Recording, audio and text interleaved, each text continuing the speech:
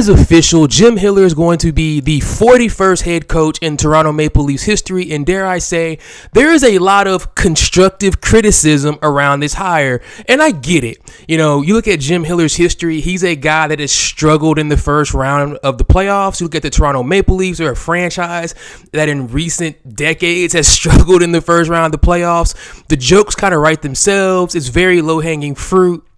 So I'm not sitting here to like pump up this hire, but what I will say is let it play out. You know, we've seen in not just hockey, but sports in general, where a guy has a head coaching job, struggles, gets fired, and he learns and grows, and there's an evolutionary process that takes place.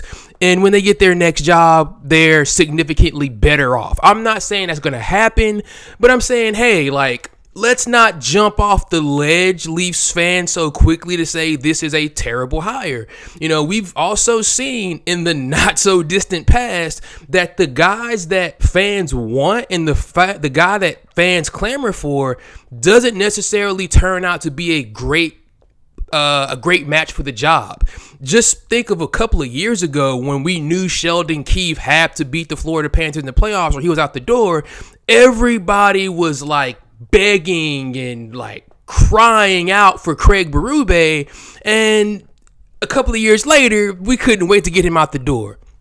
So fans, media personnel don't necessarily always know what they want or what the team needs. So like, let's kind of back off the ledge a little bit, let this situation play out.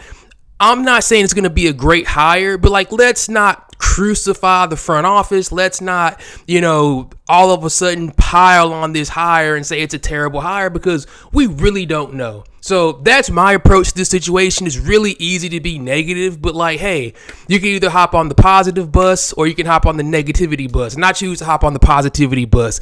Let me know in the comments section down below which bus you are hopping on. Have a great day. Peace.